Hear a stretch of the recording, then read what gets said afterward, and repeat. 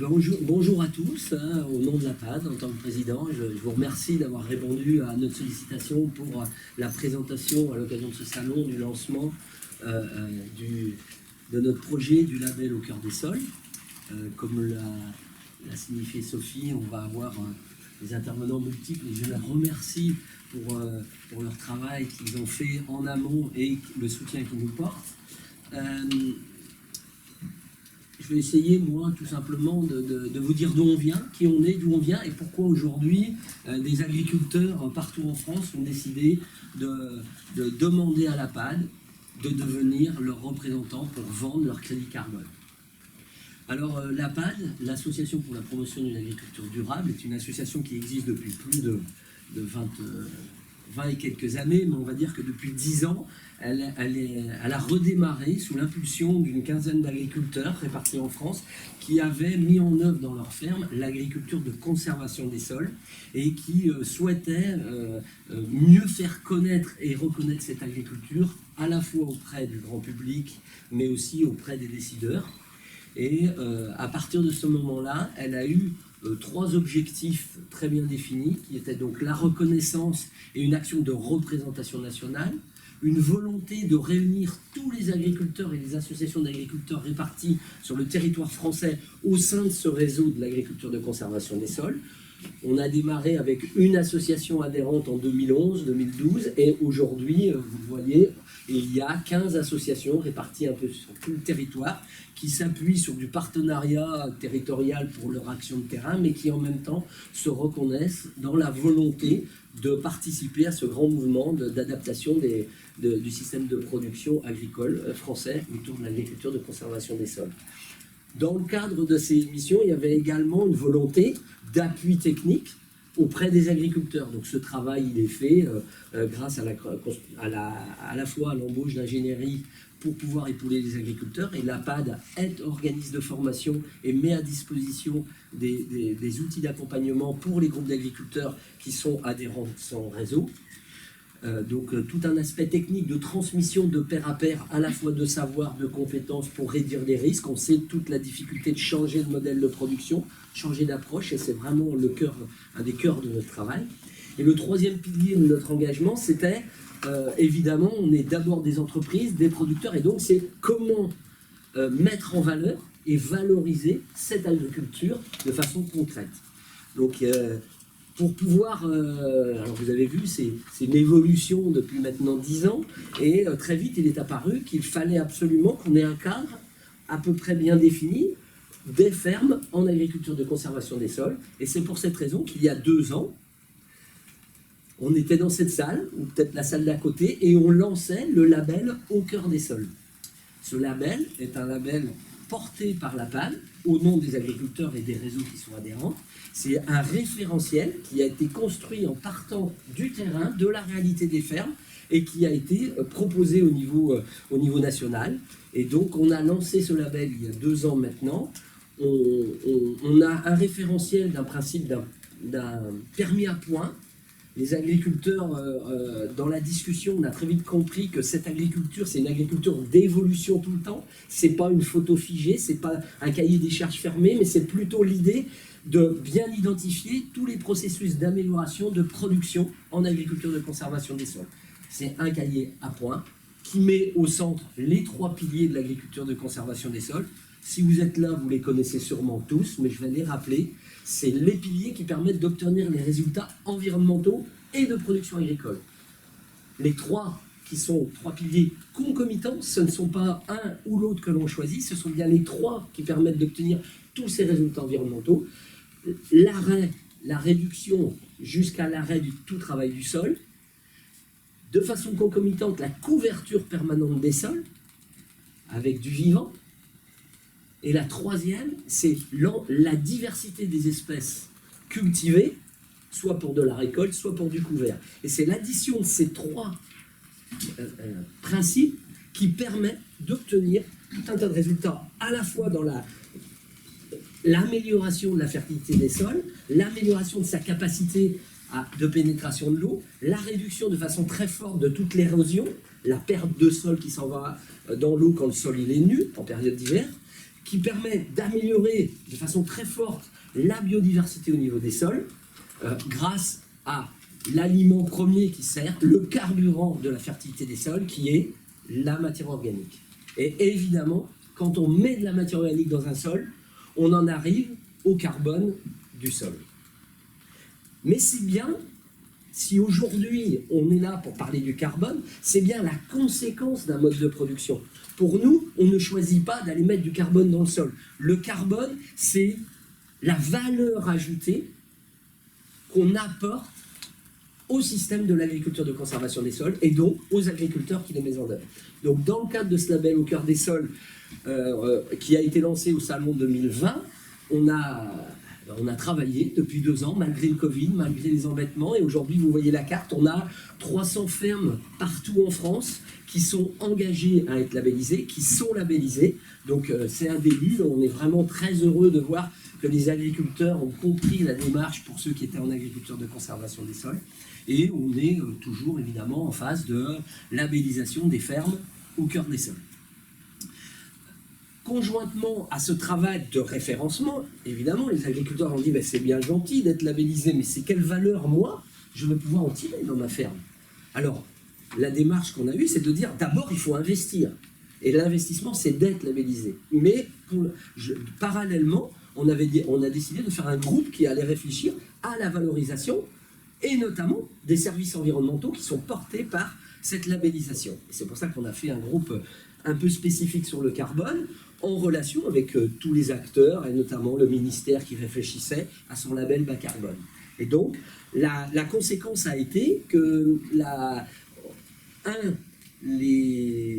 nous avions intérêt à y travailler de façon très forte pour pouvoir proposer aux agriculteurs le fait de s'engager dans cette démarche de reconnaissance et de valorisation du carbone.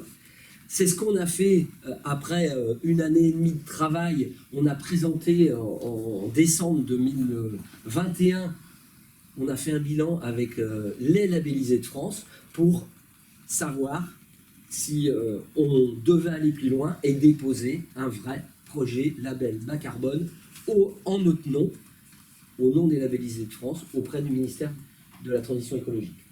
Donc l'ensemble de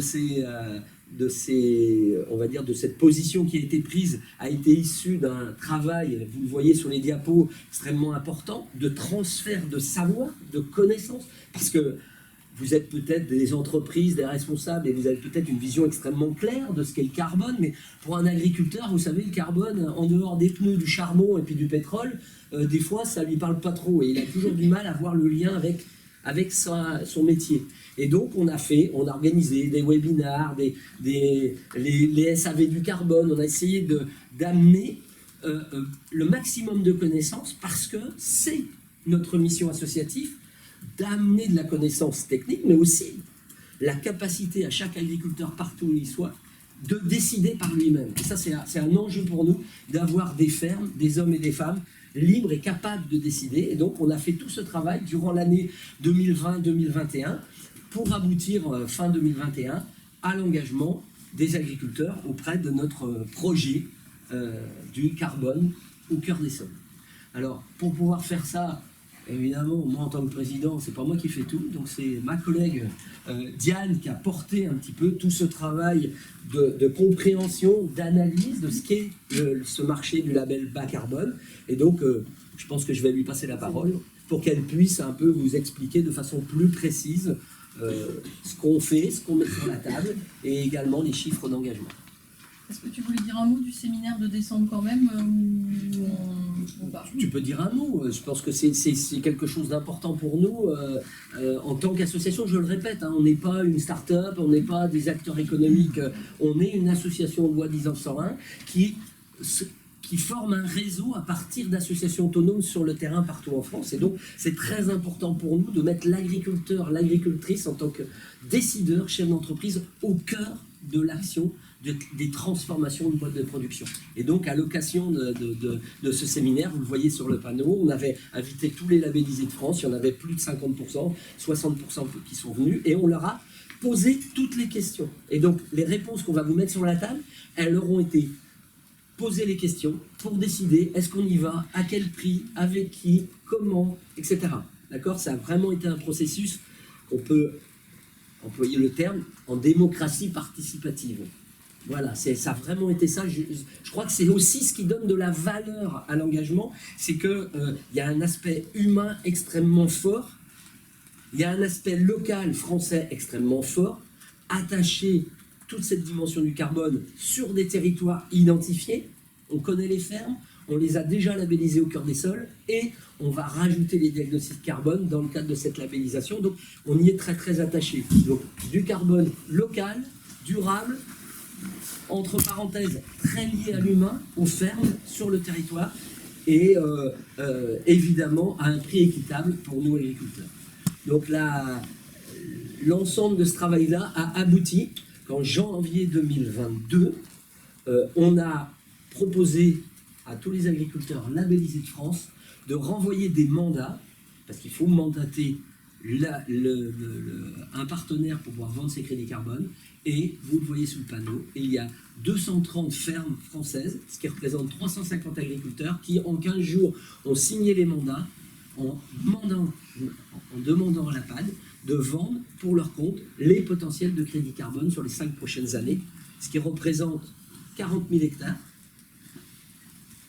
Pour nous, ça a été une réussite extraordinaire. Je vous avoue qu'on pensait que si on en avait 50 ou 60 qui s'engageaient, c'était déjà une très belle réussite parce qu'il fallait aller très très vite. Et c'est presque un signe de confiance. Je crois que c'est ça. Ils ont dit, on voit que ça va se construire, on a envie d'aller avec vous. Donc ça nous a beaucoup plu. Et quand on fait les premières estimations des quantités de crédit carbone qui seront générées sur les 5 ans, sur ces 40 000 hectares, ça sera expliqué, ça va représenter au minimum 200 000 crédits carbone. Voilà la situation aujourd'hui de notre projet carbone au cœur des sols. Belle introduction. Voilà. Et on a notifié au ministère de la Transition écologique notre projet carbone. Et comme vous savez, on n'est pas encore labellisé parce qu'il faut diagnostiquer toutes les fermes pour qu'après on soit labellisé dans un an par le ministère. Mais on prend date, tous les carbones, toute la matière organique, tout le crédit carbone à partir du 1er février sont comptabilisés dans les 5 prochaines années. Voilà où on en est aujourd'hui. Ça marche. On va laisser la parole à Diane Mazur, donc, comme je disais, agricultrice dans l'Aube. Donc, il va falloir que je dit plein de choses que je devais dire. Mais tu as principe numéro 1, la répétition des messages simples pour que ça ait du sens. Donc, ce que tu as dit, on a donc créé un groupe Tu l'as là-bas. On a créé un groupe de travail au sein de la PAD, donc qui est un groupe très... Moi, j'étais très récente dans la PAD, donc j'ai découvert la PAD, j'ai découvert leur équipe de salariés, c'était très actif, donc on a fait une forte veille sur ce que c'est que le carbone, les différents labels qui existaient. On a également on a rencontré beaucoup des différents partenaires, que ce soit également des partenaires aussi bien des gens qui ont des crédits carbone, des gens qui s'intéressent au crédit carbone. Et l'objectif était de réussir à visualiser où est-ce qu'on allait aller, qu'est-ce qu'on allait faire. Alors déjà, pourquoi est-ce qu'on voulait le faire? C'est parce que, comme l'a très bien dit François, on est en agriculture conservation des sols. On voit au quotidien, quand on regarde nos sols, notre matière organique qui augmente dans les sols. Qui dit augmentation de la matière organique veut bien dire augmentation du carbone dans le sol. Donc on est bien dans un système de stockage. Alors les systèmes de mesure qui vont être utilisés par label bas carbone ne sont pas forcément toujours en corrélation avec ce que nous on observe dans nos fermes. Mais en tout cas, quand on fait nos mesures de matière organique dans nos sols, nous on voit que la matière organique de nos sols, elle augmente chaque année. C'est ça qui est extraordinaire dans l'agriculture conservation des sols, c'est de voir qu'on est dans une spirale vertueuse et que on a bien une augmentation de la matière organique qui pour nous veut dire augmentation de la fertilité et plein d'autres avantages. On a également, comme on travaille plus les sols, on utilise moins de tracteurs pour travailler le sol. Donc ça veut dire une réduction des gaz à effet de serre. Donc franchement, moins d'utilisation de gazole, donc réduction des gaz à effet de serre. Donc franchement, on est une bonne cible pour essayer de se dire, peut-être que ça sera intéressant qu'on regarde, nous qui sommes une association avec que des gens d'agriculture conservation des sols, si ça sera intéressant de comptabiliser ces réductions et ces stockages de carbone, et puis d'essayer de voir si on peut valoriser pour les agriculteurs. Toujours cette idée, hein, c'est que les agriculteurs mettent en place des techniques qui sont des techniques vertueuses, et donc c'est assez appréciable d'avoir une reconnaissance, qu'elle soit économique ou qu'elle soit sociale. Et c'est un peu l'idée de communiquer sur le carbone, sur les carbones et les agriculteurs. Donc on a choisi comme certification, alors pareil, on a étudié plusieurs certifications, hein, il y a des certifications internationales, et le label bas carbone du ministère de la Transition écologique et sociale à la solidaire. Donc, Ils sont présents dans la salle. bon, je dirais NTES pour simplifier à partir de maintenant. Donc, le label bas carbone du MTES a comme avantage d'être français, d'avoir une forte crédibilité auprès des entreprises, et puis le fait d'être français, on est quand même des agriculteurs, on est attaché à la terre, on est attaché au sol. Donc pour nous, c'est vraiment l'implantation du territoire. Et puis pour les entreprises, hein, donc il y a à la fois la notion de crédibilité, et puis il y a aussi la notion de territoire. Et les entreprises font confiance aussi au ministère. Et donc voilà, c'est pour ça qu'on est parti là-dessus. Et il faut savoir que c'est donc le label bas carbone Grande Culture. Donc c'est un label qui met en place des crédits carbone dans la notion de compensation volontaire.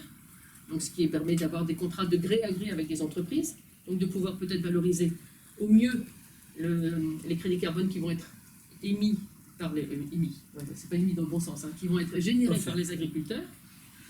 C'est dans les choses un peu compliquées à gérer, c'est que ces crédits carbone ne sont émis qu'au bout de 5 ans, générés au bout de 5 ans. Ça veut dire qu'il y a bien il faut vraiment qu'il y ait un partenariat avec les gens qui vont vouloir nous acheter ces crédits carbone qui sont générés. Donc 5 ans, l'agriculteur s'il met en place des techniques vertueuses au bout de la première année, eh bien, il va falloir trouver des entreprises qui s'engagent avec nous sur les 5 ans, sachant qu'ils auront qu'au bout de 5 ans les crédits carbone. Et puis, bon, voilà. Donc, c'est à peu près ça sur là. Donc on a choisi le label bas carbone, et on a participé, donc il y a eu aussi, c'était un long travail avec beaucoup de participants. Mais on a eu l'impression qu'on pouvait aussi ajouter un peu nos commentaires à l'édifice. Il y avait beaucoup de relations entre tous les partenaires qui ont participé à la rédaction du label bas carbone. Et j'espère aussi que ce label bas carbone, ayant quelques imperfections, grâce à notre super engagement de 230 fermes, on arrivera également à le faire évoluer dans le sens parfois de corriger certaines imperfections.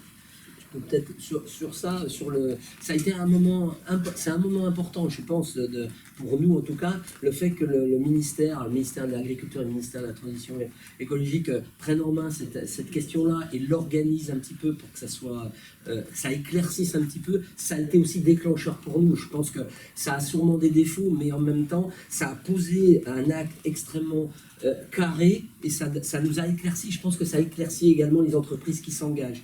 Et vous le savez, le ministère, il y a plusieurs modèles bas carbone en fonction du ciblage de type d'agriculture. Il peut y en avoir un sur les haies, vous connaissez sûrement celui sur les animaux, c'est le premier qui est sorti. Il y avait un label bas carbone autour de l'élevage pour la réduction des gaz à effet de serre dans l'élevage.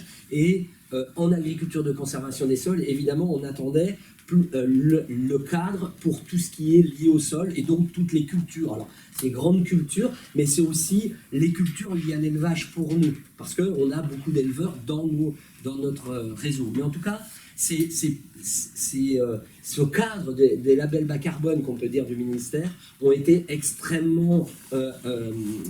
nous ont permis de réagir assez vite dans un cadre qui nous paraissait suffisamment clair, avec peut-être des imperfections, mais en tout cas, qui nous ont permis de nous projeter dans ce projet-là. Je tenais quand même à le dire, c'était très important comme étape pour pouvoir s'y lancer. S'il n'y avait pas eu cette étape, il me semble, mais les entreprises qui sont dans la salle pourront le dire, et qu'on aurait dû que négocier du gré à gré, comment nous apporter la preuve de ce qu'on avance, et comment l'entreprise pouvait être garantie de la solidité de la démarche. Et du côté des agriculteurs, exactement pareil, comment s'engager dans quelque chose qui ne leur paraissait pas suffisamment clair. Voilà.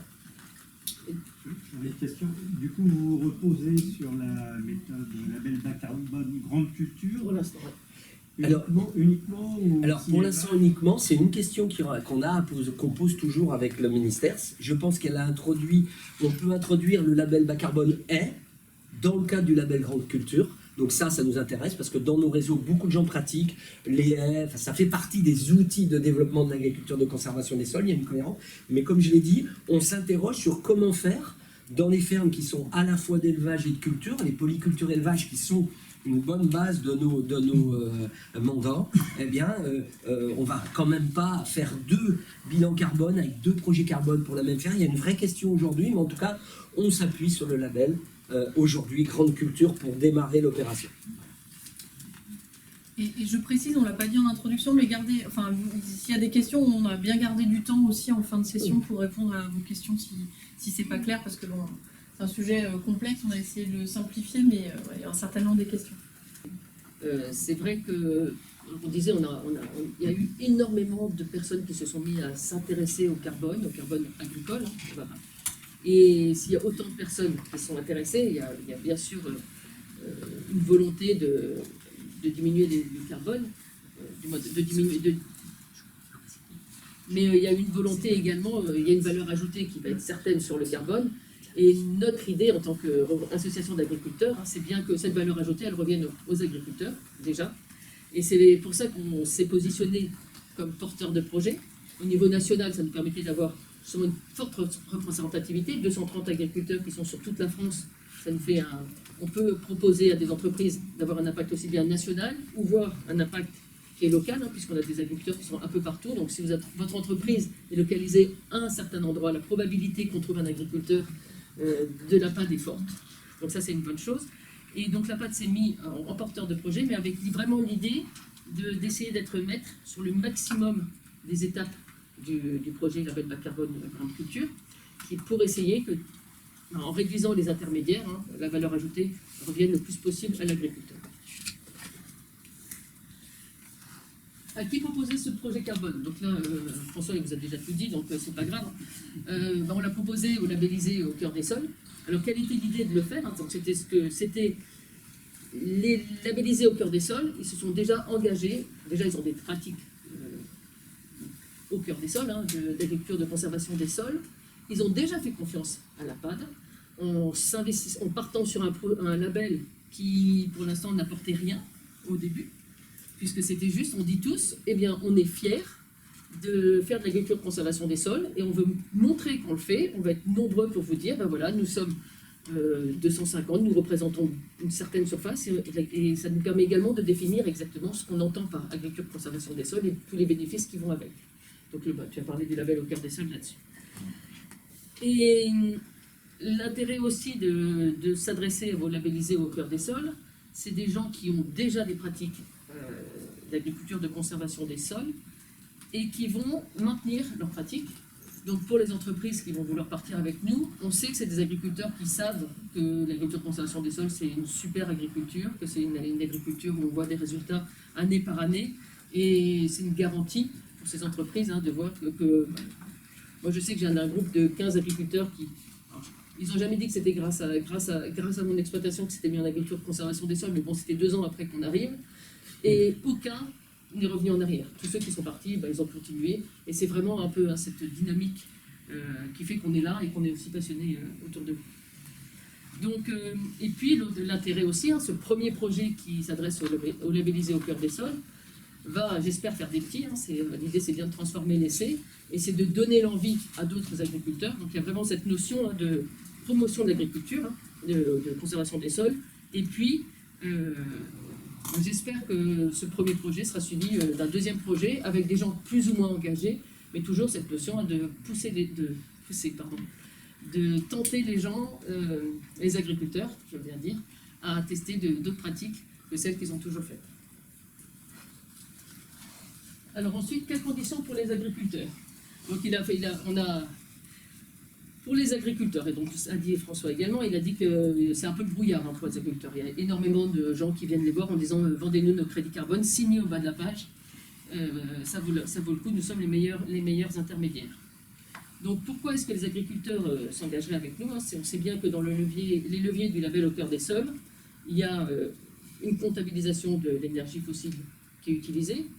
Il y a également la comptabilisation du stockage de carbone. Donc là, on a bien dit à nos agriculteurs, pardon, je déteste cette expression, on a bien dit aux agriculteurs de notre association que ben, ils peuvent partir parce qu'on sait que l'agriculture conservation des sols, elle va permettre de générer des crédits carbone. Il y a également dans le label bas carbone grande culture tout un volet qui s'appelle les co-bénéfices. Et l'agriculture conservation des sols, elle permet bien de répondre à ça. Dans ces co-bénéfices, il y a la lutte contre l'érosion. On sait bien que c'est un de nos points les plus positifs. Il y a également favoriser et protéger la biodiversité. Et puis, on ne s'interdit pas non plus d'introduire d'autres indicateurs qui seront des indicateurs qui ont du sens, soit pour nous, soit pour les entreprises avec lesquelles on pourrait travailler. Qu'est-ce qui intéresse d'autres les agriculteurs? Ça a été le prix. Donc, c'est comme tout le monde. Donc là, sur le prix, l'idée, c'est de ne pas brader ce que font les agriculteurs dans les champs. Et donc, on a mis un prix plancher. Alors, ce prix plancher, on l'a défini, entre autres, suite à une étude d'un groupe de réflexion qui s'appelle Carbon Think, qui avait déjà fait des premières études sur la mise en place des techniques pour le label bas carbone grande culture. Et donc, il y avait... donc on a défini un prix qui, pour l'entreprise, représente 60 € par tonne de carbone, par tonne. C'est 60 € le crédit carbone ou 60 € par tonne de GES évité. Et puis l'autre encore idée qu'on a eue, c'était la notion d'indexation. Alors indexation, pourquoi avoir une idée d'indexer le prix année par année? C'est... Si l'agriculteur vend sa première année et que l'année suivante, le carbone augmente fortement, eh bien la plus-value l'entreprise aura l'impression d'avoir fait une bonne affaire, puisque la deuxième année, ça sera, le prix sera inférieur. Donc l'idée, c'est d'avoir quelque chose de juste, gagnant-gagnant pour l'agriculteur et pour l'entreprise, mais c'est aussi parce que les projets sont sur 5 ans. On ne s'interdit pas non plus au cas que l'entreprise... veuille tout payer la première année, et on verra comment on gère ça plus tard. T'as une chose à dire? Non, mais je pense que c'est... Enfin, je peux confirmer que cette réflexion autour de la valeur ajoutée que porte l'agriculture de conservation des sols sur ce carbone nous a paru quelque chose d'essentiel. Et je l'ai dit tout à l'heure, mais je le répète, pour nous le carbone, c'est la valeur ajoutée de tous les services environnementaux qu'on porte. C'est les services à l'acte de production par la fertilité des sols, c'est les services à l'amélioration de l'eau grâce à la réduction de l'érosion, des transferts de matière, qui est essentiel dans un pays comme la France où beaucoup d'eau potable sont liées à des eaux de surface. Donc ça, c'est des enjeux qualitatifs qui donnent une valeur. Et le carbone, c'est l'outil qui peut servir pour les entreprises à participer à cette valorisation. Mais il y a aussi un autre pôle, c'est la durabilité des fermes en France autour de leur acte de production. Et nous, notre objectif qui a été confirmé par les agriculteurs, c'est de découpler la valeur de l'acte de production et des services rendus au produit fini. Parce qu'on le connaît, vous le connaissez sûrement, très souvent, les filières prennent très très vite conscience et prennent en main les valeurs qui sont créées dans les fermes au service du développement de leur propre activité. C'est normal, et donc on revendique cette idée que l'acte de production et les services rendus doivent être financés à côté et indépendamment du produit alimentaire qu'on vend. Ça ne veut pas dire que le blé que je vends, que la viande que je vends, que le lait que je vends ne mérite pas une plus-value. Faites-moi pas dire ce que j'ai pas dit. Mais il me semble que dans les fermes, cette reconnaissance peut permettre aux agriculteurs d'évoluer dans leur acte de production. Et nous, on n'est jamais un producteur de blé ou un producteur de lait. On est toujours un agriculteur qui produit du lait, de la viande, des févroles, du lin. Vous voyez, c'est cette complexité. Et on produit du paysage, on produit des haies, on produit, etc. Et cette valeur-là, il n'y a pas de raison de l'inscrire à 100% simplement dans le produit fini, sachant que c'est toujours difficile d'en tirer toute la valeur. Une question pour autant, est-ce que vous avez des indicateurs pour essayer de jauger vis-à-vis des financeurs ces fameux services supplémentaires s'ajoutant à ceux du carbone? Parce que là, on vous croit sur parole, mais est-ce que vous avez des éléments tangibles Alors, on a une super bibliographie qu'a fait la PAD qui vous donne tout ce qui est écrit sur les indicateurs. Et nous, au quotidien, je peux vous donner des bons indicateurs qui indiquent qu'on a une amélioration dans nos fermes. Voilà, vous les Vous prendrez. les voulez, ils sont disponibles sur notre site internet. Ou vous voulez. Ouais. Et c'est un peu pour ça aussi, juste pour répondre à cette question, Paul Luc, qui est secrétaire général du 4 pour 1000 aussi, c'est partie de son travail d'identifier avec les scientifiques les pratiques les plus vertueuses qui permettent d'obtenir des résultats. Je pense que c'est aussi la biblio internationale qui permet, on essaye de la ramener, mais je leur dis, il faut venir dans les fermes, et là, tout d'un coup, vous allez voir qu'il y a des choses qui parlent d'eux-mêmes. Je pense que vous avez posé la question sur les indicateurs, Ouais. et la réponse est oui. Voilà. La réponse est oui. Non, la réponse est oui, mais dans le cadre du label bas carbone, mais peut-être c'est ça que je voulais Non, développer. vas-y. Dans le cadre du label bas carbone, il y a les indicateurs obligatoires et les optionnels.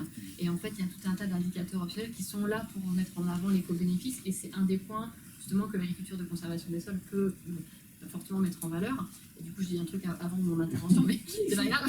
C'est que pour nous, ce qui est important, c'est la notion de biodiversité notamment. Donc, c'est des choses qu'on a demandé à travailler avec la PAC, que cet indicateur optionnel soit rajouté dans les suivis pour justement mettre en avant ces sujets-là. Donc, la question que vous posiez, il y a des indicateurs, oui, et certains sont Parce que je voulais spécifiquement. un caractère officiel, parce que Oui. voilà, Ouais, parce que ouais, le LBC c'est un label officiel. Oui. Et sur les paramètres biodiversité, Il y a- il y a- évidemment, il y a il bien fallait un une indicateur. caution à un peu On officielle. prendra vraiment les questions à la fin. je Mais m'excuse, retenez bien la question, et c'est que quelque tout le chose monde d'important. puisse- Et sur cette question-là aussi, sachez que si on s'appuie sur le référentiel au cœur des sols, qui est déjà un label d'identification de mode de production dans les fermes, ces questions d'indicateurs sur la biodiversité font partie de la labellisation au cœur des sols. C'est pour ça qu'on le rajoute. Mais vous avez raison d'aborder.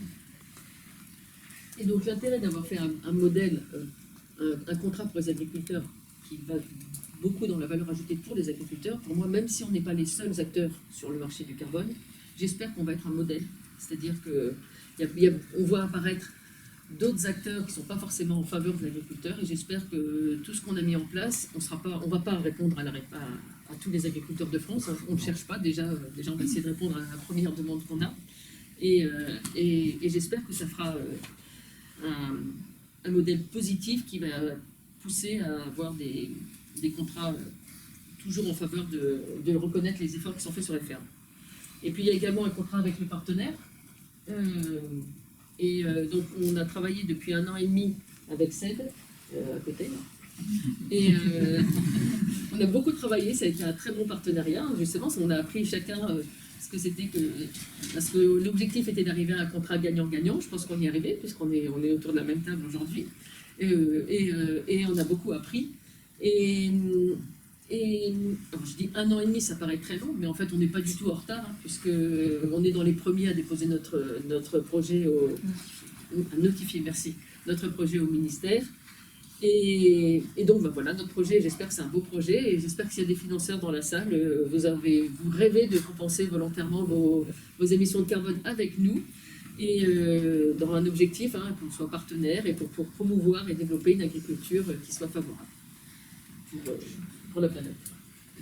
En tout cas, avant de laisser parler, évidemment, On a une devise avant, le normalement. partenaire. Et je pense que cette relation privilégiée qu'on a eue de pouvoir réfléchir ensemble avec un regard extrêmement bienveillant et une relation extrêmement positive à la fois de ce qu'on mettait sur la table et de ce qu'une entreprise comme CED pouvait également mettre sur la table, ça a été quelque chose qui a nourri également cette idée d'aller jusqu'au dépôt du label. Et je tenais à remercier au nom de tous les agriculteurs ce rapport vraiment de partenariat, d'alliance qui a été faite dès le début avec vraiment une confiance partagée dans la discussion.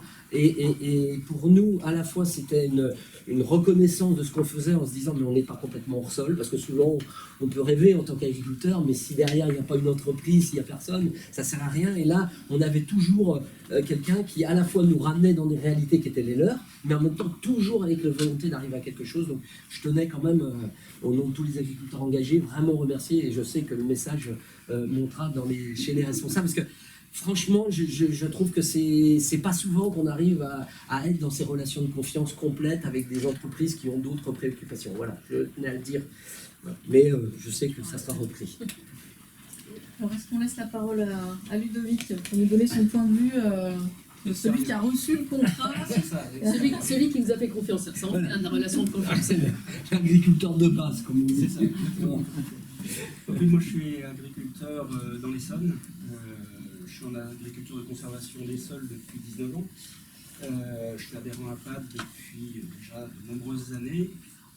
Encore plus fort. Et je suis un peu plus engagé au niveau de la PAD Sud-Bassin parisien. Alors par contre, je n'ai pas du tout participé à l'atelier, au groupe de travail carbone, parce que je ne suis pas engagé dans la PAD nationale en fait. Par contre, c'est vrai que j'avais connaissance du travail qui était fait à ce niveau-là, depuis qu'ils ont commencé en fait, parce que c'est vrai qu'on discute régulièrement de tout ça. Alors c'est vrai que ces temps-ci, ça fait 1 an à peu près, où on est pas mal sollicité, qu'on entend beaucoup parler dans la presse ou même dans la plaine de beaucoup d'entreprises qui veulent faire des diagnostics carbone afin de lancer des projets. Ça pose pas mal de questionnements sur le terrain, mais moi de mon côté, comme je savais que la PAD travaillait là-dessus, j'ai préféré attendre que le projet aboutisse un peu plus. Et comme je fais complètement confiance à la PAD, parce que c'est... On attend que c'est une confiance aveugle. J'espère que non. Bah, un peu quand même, parce que... pas aveugle, mais disons qu'on est tous dans la même galère, on est tous agriculteurs, voilà, c'est vraiment on va dans le même sens tous, quoi. Donc au départ, effectivement, je n'avais pas de détails du projet APAD. Ça a plus, grâce au séminaire qui a été organisé en décembre 2021, voilà, c'est là où vous nous avez présenté tous les tenants aboutissants, les différents choix qui avaient été faits. Il y a encore des choses à définir au final, ce qui a fait un peu un travail interactif qui était très intéressant pour nous. Comme ça, on savait vraiment les points positifs, les points négatifs, enfin ce qu'il fallait, enfin voilà, sur quoi on s'engageait. C'est ce qui m'a permis de me décider, notamment à partir avec la PAD, la confiance également qui est présente depuis le départ, de toute façon. Voilà. Maintenant, il n'y a plus qu'à trouver aussi des partenaires. C'est le nerf de la guerre. Il y a aussi l'aspect quand même, je tiens à souligner que la PAD permettra de valoriser également la partie autre que carbone, l'ACS en général, comme ça a été dit, la biodiversité, l'érosion des sols, enfin vraiment les services vraiment du système global. C'est ça aussi qui m'a beaucoup intéressé dans ce projet. Voilà, et puis, tu as été un des premiers labellisés. Voilà, oui, j'ai été labellisé effectivement en février 2020 au dernier salon de l'agriculture. Effectivement. Donc tu étais déjà dans complètement, oui, c'est ça. Pour moi, c'est la suite logique de l'engagement ACS et de l'engagement dans l'association de toute façon. Ça permet de valoriser notre travail, même si c'est pas pour ça qu'on le fait. Mais c'est une conséquence. Super, bah merci. On va garder les questions pour plus tard. Il y aura peut-être d'autres questions pour Ludovic. On va passer la parole donc à Maïlène donc, pour cet environnement. Merci. Si tu peux, ouais. Merci. Pardon, alors donc, voilà, je n'ai pas changé le nom. Non, c'est pas grave. Donc l'intervention devait être réalisée par Paul-Antoine Tsem, notre président, qui a eu un engagement de dernière minute. Donc je suis ravie d'être avec vous et de le représenter. Me présenter, Maïlène Poitrenaud. Donc au niveau de Tsem, moi je m'occupe de toute la partie innovation et développement. Et j'ai eu la chance de suivre ce partenariat depuis 1 an et demi. Et j'approuve les messages de Diane sur les discussions constructives et gagnant-gagnant qui nous ont amenés jusque-là aujourd'hui. En introduction, je voulais nous présenter, en fait, je ne sais pas si dans la salle vous nous connaissez, CET, c'est une filiale du groupe Veolia, c'est ce qu'on appelle aussi le pôle agronomique du groupe Veolia. Vous avez une photo ici d'un de nos sites de compostage méthanisation. Vous voyez le digesteur en fond de tableau et puis les engins de compostage sur le début, si tu peux passer. Surtout ce que je voulais vous expliquer, c'est qui nous sommes et pourquoi nous sommes là, vous allez vite le comprendre. Notre objectif aujourd'hui, c'est de proposer des différentes filières de valorisation les plus adaptées aux différents produits, coproduits, déchets, sous-produits organiques que nous confient nos clients, qu'ils soient collectivités ou industriels. Et vous avez sur ce schéma, en fait, depuis le démarrage, donc les lieux de production des différents gisements, donc qu'ils soient collectivités ou industriels, les différents lieux de logistique dont on est obligé aussi et puis les outils de transformation que nous proposons en propre ou en partenariat, transformation pour aller vers des filières de valorisation, toujours identifier la filière de valorisation à plus forte valeur ajoutée pour les gisements organiques. du retour au sol, de l'irrigation, de la production d'engrais de spécialité et de la diversification sur des pots de fleurs biodégradables à partir de compost par exemple, ou de la transformation par les insectes pour faire des protéines animales. Donc l'objectif c'est d'identifier les bonnes filières, d'avoir les beaux outils de transformation et de proposer à nos clients gestionnaires de chez Déchets la plus forte valeur ajoutée en allant sur les filières les plus adaptées avec ce focus d'économie circulaire et d'économie circulaire en agriculture qui est vraiment notre cœur de métier. Donc ça c'est quelques chiffres, je vais aller vite là-dessus, peut-être que tu vas gagner du temps à passer à la suivante. Les messages en fait à faire passer c'est qui nous sommes aujourd'hui et ce que nous représentons. Donc c'est des gros gisements de déchets organiques qui sont tirés, c'est des sites de traitement. Donc essentiellement compostage, méthanisation et de production d'engrais. Et c'est surtout, et c'est ça le point important, la mise sur le marché de fertilisants, donc de façon très large, donc beaucoup de compost, mais aussi des engrais organiques, organominéraux, les liquides, des foliaires, des biostimulants. Et tout ceci en fait en lien avec 40 000 agriculteurs sur 2 millions d'hectares en France qui sont donc fertilisés durablement par les différents produits que nous mettons sur le marché. Je pense que c'était tout. Oui. Voilà. Donc ça c'était l'introduction pour dire qui nous sommes et ça fait le lien, je pense, pourquoi on s'intéresse à ce projet-là. L'autre petit point peut-être que je voulais dire en introduction, c'est un gros message sur le compostage. Donc le compostage permet de stocker du carbone dans les sols. Nous sommes membres de l'initiative 4 depuis plusieurs années. Nous défendons ces messages-là. Personnellement, je porte le bâton de pèlerin dans toute la société pour prôner le stockage du carbone dans les sols grâce au compost. Et on est aussi partenaire de l'INRAE depuis plus de 20 ans sur un gros programme de recherche qui s'appelle CaliAgro, qui est un dispositif expérimental sur lequel on suit l'effet de différents types de compost sur les sols, sur un site de grande culture. Donc ça suit tous les effets positifs et éventuellement, s'il y a des impacts environnementaux, de les maîtriser. Et ce qui est très intéressant, c'est qu'on peut suivre sur ce site la capacité de stocker du carbone de ces amendements organiques et une capacité qui est différenciée selon les pratiques et selon les types de produits. Donc on est très sensibilisé à ce sujet de l'effet de la matière organique, de l'importance du stockage du carbone dans les sols et de l'effet réel qu'on mesure, nous aussi, Diane, de l'effet de ces produits-là. Donc dans cette logique-là, forcément l'agriculture de conservation du sol fait du sens par rapport à nos problématiques et à cette notion de mise sur le marché des fertilisants. Et puis, si on parle carbone, comme toute société, aujourd'hui, on est forcément préoccupé par la notion de notre empreinte carbone avec des objectifs déjà mesurés, réduire et puis à terme compenser. Et dans cette réflexion de si on devait compenser, vers quelle orientation on prendrait, assez logiquement, si on compense, c'est avec du stockage de carbone dans les sols, puisqu'on boucle la boucle par rapport au message que l'on prône et aussi l'effet des produits que nous mettons sur le marché. Et l'idée, c'est de compenser aussi localement, et on refait le boucle avec le métier de l'agriculture. On sait que l'agriculture peut stocker du carbone dans les sols et que ça peut être un levier très fort de limitation contre le changement climatique. Donc c'est assez logique pour nous, dans cette démarche-là, d'aller soutenir l'agriculture française, et soutenir ceux qui ont les pratiques qui permettent le plus d'avoir ces démarches de réduction des émissions de gaz à effet de serre et de stockage du carbone dans les sols. Donc le lien avec la PAD, il s'est fait assez naturellement et on s'est assez bien retrouvés sur nos différentes discussions parce qu'on partage globalement les mêmes valeurs. On partage en tout cas cette même envie de promouvoir ces pratiques de stockage du carbone dans les sols. Donc les discussions de rapprochement sont faites assez naturellement, et je rebondis sur un point que tu disais aussi sur le territoire. C'est important en fait de soutenir l'agriculture française, c'est sûr, mais de soutenir les territoires aussi, les territoires dans lesquels nous sommes implantés. Et la PAD, avec son réseau d'agriculteurs, a justement des agriculteurs et des fermes engagées dans tous les territoires, ce qui permet en fait de lier des actions beaucoup plus locales qui font beaucoup plus de sens que des choses globales ou loin de nos frontières qu'on pourrait imaginer en compensation. Et pourquoi l'ACS et pourquoi la PAD, c'est ce que je disais tout à l'heure, c'est l'éco-bénéfice.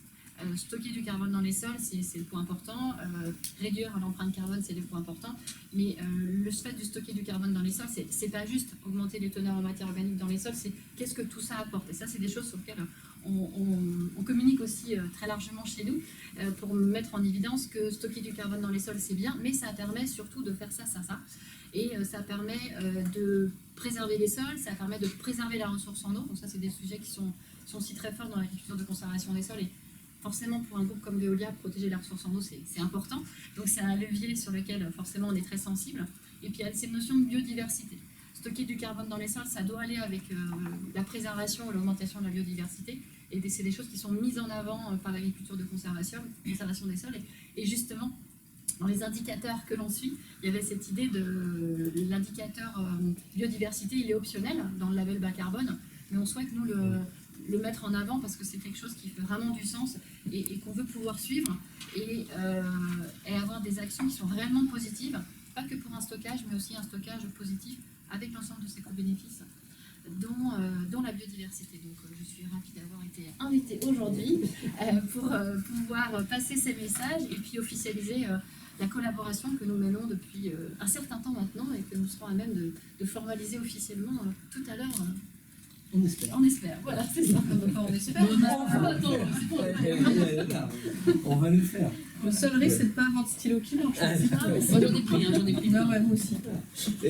Enfin bon, on va pas faire toute la journée à se remercier, sinon ça n'aurait pas beaucoup de sens. Mais je pense que ce qui a été compris aussi, c'est que c'est un peu le projet pilote, c'est la première pierre, on pourrait presque dire, c'est le pavillon témoin qu'on est en train de faire grâce à ce travail-là. Parce que à la fois dans l'engagement financier et ce que ça va représenter en nombre de fermes, ça pourrait paraître anecdotique, mais c'est essentiel pour nous, je pense, parce que là, on va avoir un témoin, on va avoir quelque chose qui va permettre de regarder, d'y réfléchir ensemble pour toutes les autres entreprises qui peuvent être intéressées. Ça veut dire que les choses sont réelles. C'est pas simplement, comme l'a dit monsieur, on nous écoute, on parle bien, on nous croit, nous on n'a pas besoin d'être cru. Et il a raison, il faut absolument qu'il y ait des preuves un petit peu de l'action. Et ça, c'est une façon aussi de montrer et de mettre sur la table la réalité de ce qui est fait. Je pense qu'on partage cette idée-là. Tout à fait, effectivement, je ne l'ai pas dit, mais tu as raison, c'est un premier engagement, effectivement, qu'on formalise ensemble.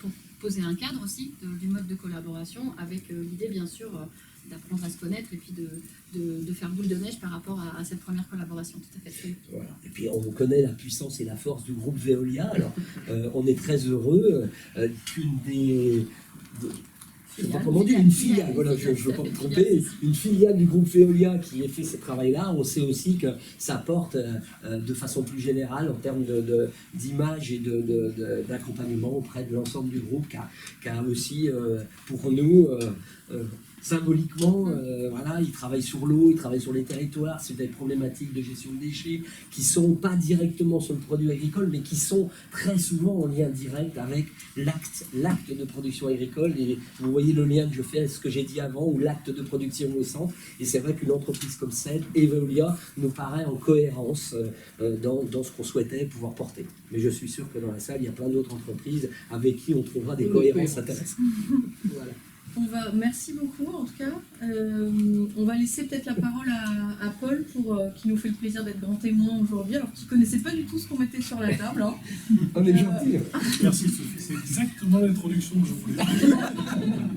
C'est-à-dire de m'avoir mis au défi de dire ben voilà, tu vas parler, tu sais pas de quoi tu vas parler, tu essaies de dire des choses qui ne sont pas trop des idioties, et surtout, tu ne fais pas partie des gens qui vont signer. Qui sont les acteurs. J'ai relevé le défi. Du coup, j'ai préparé un petit papier. Parce que comme ça me permet de savoir où je vais, moi, au moins. Bon, blague à part. Que ça fait déjà 6 ans, hein, comme ça a été souligné tout à l'heure, que l'initiative 4 pour 1000 défend l'idée que l'agriculture constitue une part importante de la solution contre le changement climatique. Le problème, c'est que voilà, vous avez déjà tout dit, donc je suis désolé, je vais répéter les choses. À ma manière, on va dire. C'est toujours La pédagogie. C'est la pédagogie, et j'ai compris François. Merci d'avoir servi aussi l'introduction. L'agriculture représente aujourd'hui 24% des émissions de gaz à effet de serre.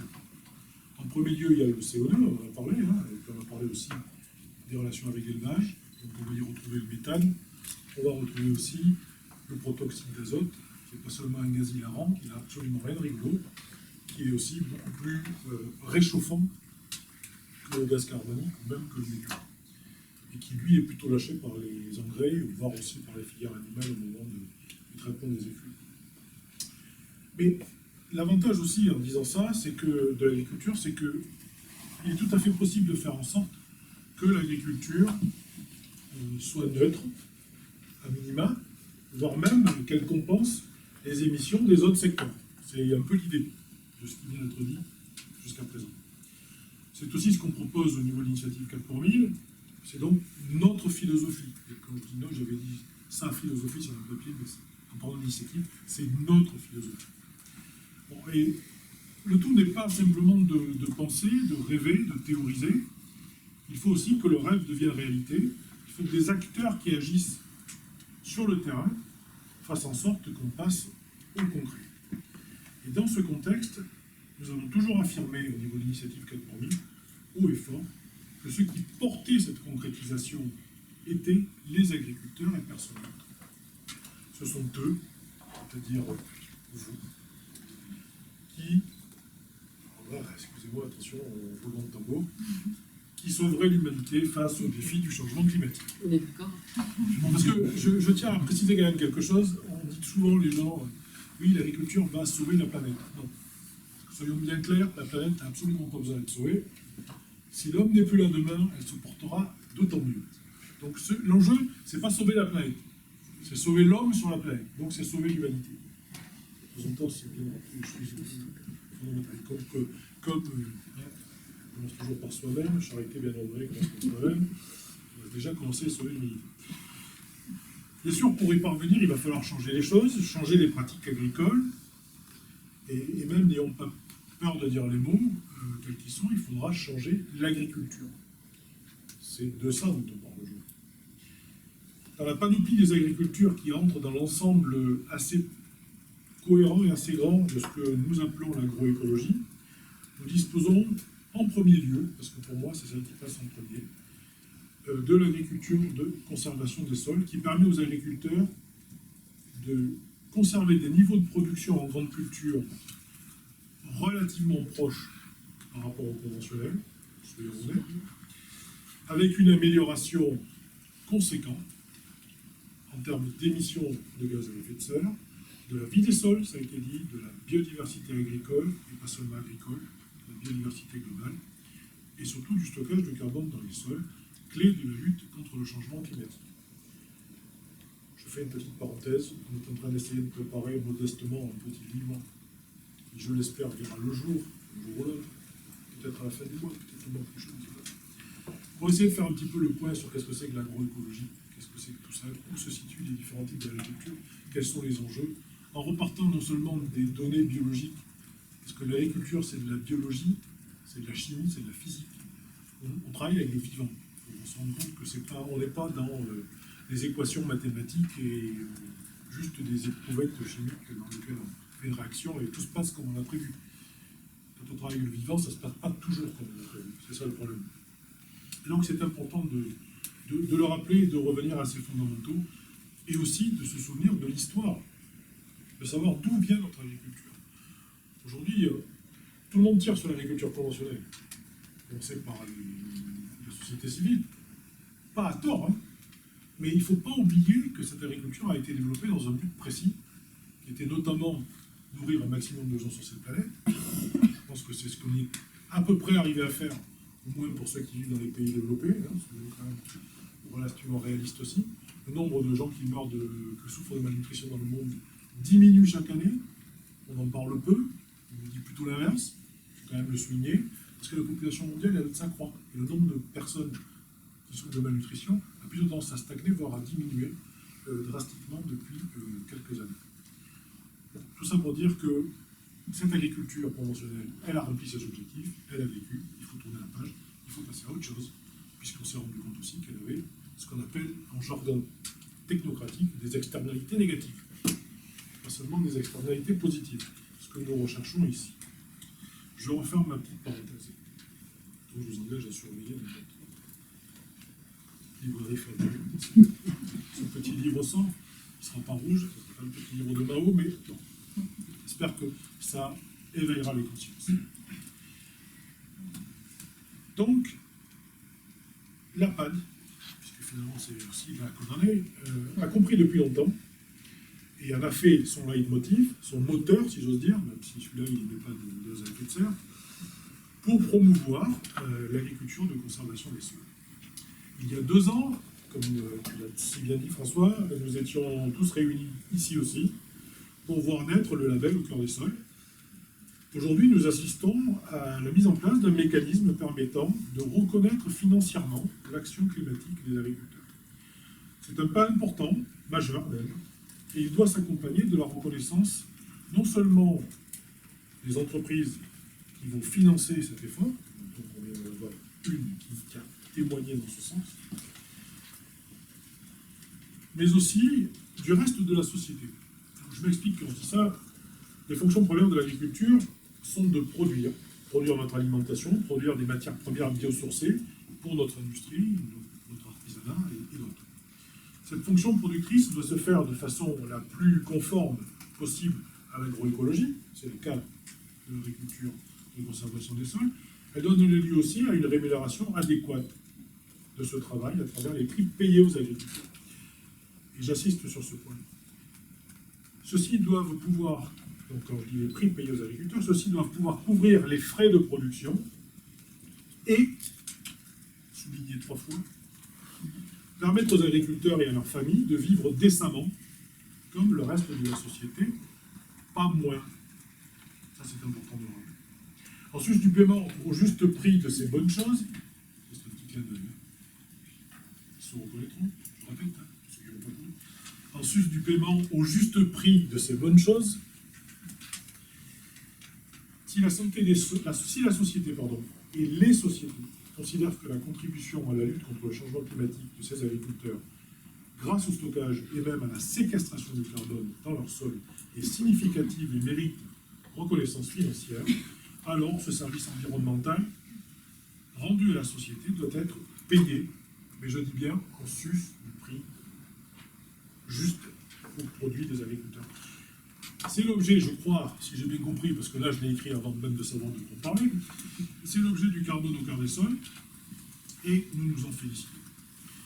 Mais j'insiste sur le paiement du service environnemental qui doit venir en supplément du prix rémunérateur aux producteurs et non pas en simple complément. Par ailleurs, il est clair aujourd'hui que le prix à la tonne de carbone est encore inférieur aux attentes du monde agricole. Là aussi, je joue un aveugle, hein, excusez-moi. Mais j'ai appris donc aujourd'hui, comme vous, on parlait de 60 € à la tonne, ce qui finalement n'est déjà pas si bien que ça. Donc là, ça atténue un peu la portée de ma phrase, je suis désolé de ma phrase. Mais bon, quand même, il faut faire attention, il ne faut pas trop se bercer de douces illusions. Ces prix n'atteindront forcément jamais des sommets. Sauf si vraiment on est complètement étouffé et qu'on n'a pas fait tout ce qu'il fallait, et auquel cas, là, on accepte de payer beaucoup plus cher pour ça. Je pense que le prix de l'essence comptera plus vite pour l'instant que le prix de la tonne de carbone. Ça, c'est une parenthèse personnelle. Et il faudra être attentif, parce que, comme c'est souvent le cas, et là, je ne savais pas non plus de quel mécanisme on parlait, donc là aussi, excusez-moi, hein, mais j'ai fait ce que j'ai pu. Hein. C'est pour ton indépendance. Oui, ça, j'étais complètement indépendant, je me suis lâché. Donc je disais, il faudra rester attentif à ce que, comme c'est souvent le cas, les intermédiaires ne se servent pas trop au passage, afin qu'il en reste un peu quand même une part substantielle de ces crédits carbone pour payer le juste service auprès des responsables de ce travail. Et puis il a été fait effectivement référence au fait que les agriculteurs étaient très sollicités en ce moment par des gens qui, bon, ils ne sont pas tous remplis de mauvaises intentions, hein. Les choses peuvent aller dans le bon sens, mais c'est vrai qu'ils ont tendance à placer effectivement un service qui va apporter une rémunération à l'agriculteur, mais qui n'est pas loin s'en faut des 60 € à la tonne, et qui, au final, les sert autant eux que ce qu'ils peuvent servir l'agriculture. Enfin, je crois qu'il ne faut pas non plus négliger, alors ça a été dit, et je pense que c'est une des parts intéressantes de l'association avec le label bas carbone et utiliser ce protocole. Il ne faut pas négliger les risques de non-permanence du carbone dans les sols, de la nécessité de mesurer les quantités réelles qui sont stockées par rapport à celles qu'on a estimées, et qui pourrait être à terme une remise en cause des montants versés aux agriculteurs. Ça, c'est quelque chose sur lequel il faut être transparent, il faut avoir les bonnes cartes en main, et j'aime à dire qu'il est inutile de mesurer la quantité de carbone dans les sols tous les ans, hein, ça n'a pas sens. Par contre, on peut mesurer tous les 5 ans, les 50e par hasard,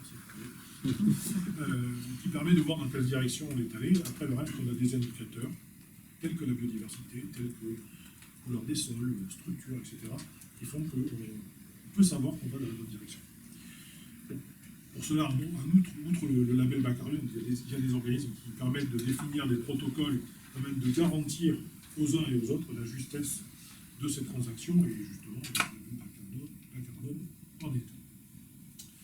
Donc on le voit, tout n'est pas évident, mais on gagne rarement sans prendre des risques. C'est d'ailleurs le propre de mettre du métier d'agriculteur, et c'est pourquoi nous devons être avec vous, je vais y arriver, avec eux, donc avec vous, excusez-moi pour le vous, c'était un vœu pieux, et pas seulement, aujourd'hui, car cette fois, la prise de risque, c'est vous qui la prenez et qui la prenez pour nous tous.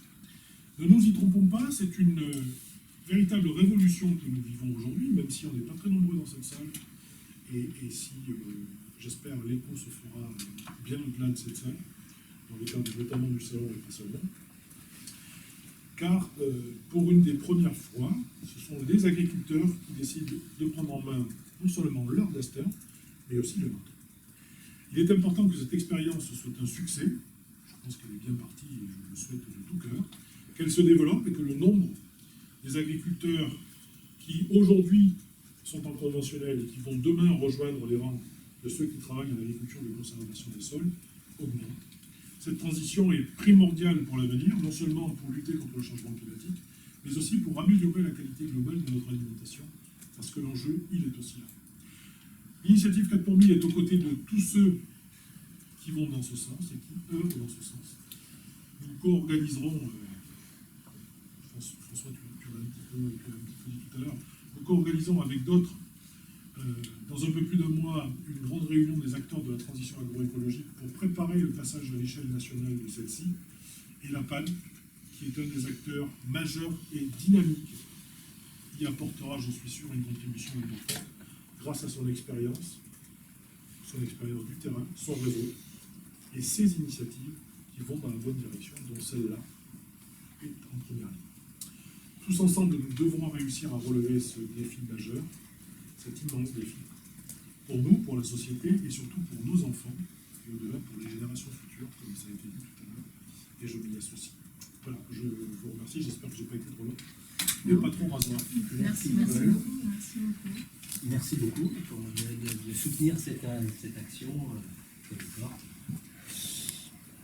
C'est à vous. Je suppose qu'il y a plein de questions, alors vous n'hésitez pas. Alors, madame. Oui. Qu'est-ce que vous choisissez comme référence par rapport pour mesurer ces crédits carbone? Parce qu'on sait que c'est une démarche de progrès et qu'en fait, vos exploitations en ACS, elles ont déjà fait des progrès depuis longtemps. Donc, si on compte ce qu'elles vont faire dans les 5 prochaines années, ce sera peut-être pas énorme par rapport à ce qu'elles ont fait avant. Comment vous allez... En fait, vous me corrigez, les gens du ministère, si vous êtes là. Dans le label bas carbone grande culture, il y a 2 modèles. Il y a un modèle générique et un modèle spécifique. Le modèle générique, en fait, notre idée, c'est de se comparer au modèle générique, c'est-à-dire au commun des agriculteurs, et de montrer qu'on a le droit donc de mesurer ce qu'on fait de mieux par rapport à tous les autres agriculteurs, sachant que quand on prend ce modèle, on a un rabais. Et on espère bien que toutes les démarches qu'on a mises en place compensent ce rabais. Et de toute façon, pour nous, c'est la manière d'avoir qu'on reconnaisse ce qu'on a déjà mis en place. Il faut qu'elles existent aussi. Oui. Elles sont définies Elles sont déjà définies dans le label. Donc c'est toute la valeur du label bas carbone du ministère, c'est qu'il a construit le cadre qui permet d'avoir ces indicateurs de référence base 0 et de pouvoir comptabiliser. Donc c'est un outil sur lequel on va s'appuyer. Dans le cadre des diagnostics, on va s'appuyer sur l'outil qui est construit, qui est validé par le ministère de l'Agriculture, qui va, à partir des données des agriculteurs, de leur situation, calculer le potentiel d'équivalent carbone stocké durant la période des 5 ans. C'est à partir de cet outil-là, avec la ferme de référence, ou, dans certains cas, son propre choix d'évolution des pratiques, parce qu'il peut y avoir aussi... A priori, on présente plutôt celle par rapport à la référence 2018-2020, mais effectivement, pour les mais en fait, exploitations avancées... Comparé à un autre système qui sera un système où tous les ans, nous, on a le droit on pourrait élaborer tous les ans si on voulait. Donc la notion, c'est bien, on ne va pas nous pousser à repartir à du labour, déstocker du carbone, pour pouvoir bénéficier Du stock, ça serait dommage. non, mais justement, et c'est pour ça que c'est heureusement qu'il y a ce système qui existe et qui, je veux dire, qui est intelligent, c'est qu'on va valoriser les gens qui maintiennent les techniques qui sont déjà mises en place. Et très souvent, c'est cette idée qu'on va financer la transition. Et c'est vrai que pour les entreprises, c'est normal. Ce qu'ils veulent, c'est financer des changements. Ce qu'il faut comprendre, c'est que dans le processus de stockage de matière organique, carbone dans les sols, la transition, elle est permanente. C'est un cycle continu qu'il faut toujours préserver. Si par malheur, vous arrêtez ce cycle permanent de stockage du carbone, hop, vous redescendez à zéro. Même si vous êtes monté à 100, vous n'allez pas faire 80. Non, donc c'est un processus continu de transformation. Alors oui, dans l'acte de production, la transition, elle est faite chez des agriculteurs qui vont changer, mais en permanence, le cycle de production et le cycle de la vie fait que les choix techniques sont toujours en transition. C'est quelque chose qu'on comprend après quelques années d'agriculture de conservation des sols. On est vraiment confronté à cette idée de cycle permanent d'amélioration. Et donc, on peut dire, en agriculture de demain, l'agriculture de demain, ce sera en permanence de la transition, de la transformation, dans un cycle positif qui répond aux enjeux climatiques, de carbone, de fertilité, de ce qu'on a dit. C'est vraiment ça qu'il faut comprendre. Bonjour, merci pour vos interventions. J'aurais 3 questions, si c'est possible. Est-ce que vous avez remarqué, évalué une différence de stockage de carbone dans les systèmes en bio et pas en bio? On ne s'occupe pas des systèmes qui ne concernent pas l'agriculture de conservation des sols. Mais les systèmes d'agriculture de conservation des sols en bio, Ça n'existe pas. ça n'existe pas? En grande culture. En grande culture, après, il y a des gens en bio qui réduisent et qui utilisent les principes les uns après les autres, et ils ont raison, de l'agriculture de conservation des sols. Des fois, ils ne labourent pas, ils font des couverts, il n'y a rien à dire. Mais ils prennent des techniques spécifiques, comme nous, en agriculture de conservation des sols, on va prendre des techniques chez l'agriculture biologique qui nous intéressent, et ça, c'est tout à fait normal et raisonnable. Mais aujourd'hui, en agriculture de conservation des sols, avec les principes appliqués, voilà, s'il y a des agriculteurs dans nos réseaux qui sont en bio, et on en connaît, l'activité bio qui concerne quelque chose de différent, qui est un cahier des charges, tout le monde connaît, ça ne fait pas partie du travail que nous, on s'est fixé en termes d'association pour y travailler. Du coup, ma deuxième question, et toujours la troisième, c'est des engagements sur 5 ans, si Oui. je comprends bien. C'est-à-dire qu'au bout des 5 ans, si par exemple j'ai planté une haie, que j'ai été rémunéré pour avoir stocké du carbone dans cette haie, est-ce qu'au bout des 5 ans, je peux enlever ma haie? J'espère que non. Non, mais c'est intégré dans le label bas carbone grande culture du ministère, et qu'il va donc y avoir encore une fois un rabais si par hasard on ne se réengage pas. Voilà. Et c'est bien pour ça que je l'ai annoncé dès le début. Pour nous, l'engagement dans l'agriculture de conservation des sols n'a rien à voir avec la valorisation carbone. La valorisation carbone, c'est la valeur ajoutée qui donne du sens à mon engagement dans mon acte de production. Donc je peux supposer, j'espère que tous les agriculteurs qui sont dans la salle, quand ils se font un choix technique, un choix d'aménagement, ils le font pour leur intérêt dans leur acte de production, et que c'est pas la cerise sur le gâteau qui va leur faire décider de mettre... Enfin, ou alors, on est mal barré pour sauver la planète, hein, je le dis tout de suite. L'humanité. Pardon. Mais c'est pour ça que le projet de l'APAD est un peu particulier, hein. C'est que les agriculteurs qui sont à l'APAD, ils sont déjà convaincus des techniques qu'ils mettent en place, et pour rien au monde, on va labourer. Je veux dire, c'est... Pour revenir en arrière sur le reste des points. Et juste une anecdote, ce matin, on m'a interviewé, on m'a posé la question, est-ce qu'un agriculteur doit considérer le carbone comme un nouveau produit de sa ferme?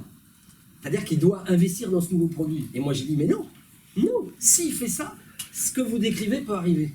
S'il le fait que pour ça, pour gagner les 50 €, les 60, et puis qu'il ne le fait pas pour des bonnes raisons dans son acte de production, vous avez raison, ça ne tiendra pas. Mais on ne le croit pas, en tout cas dans nos réseaux, c'est absolument pas comme ça.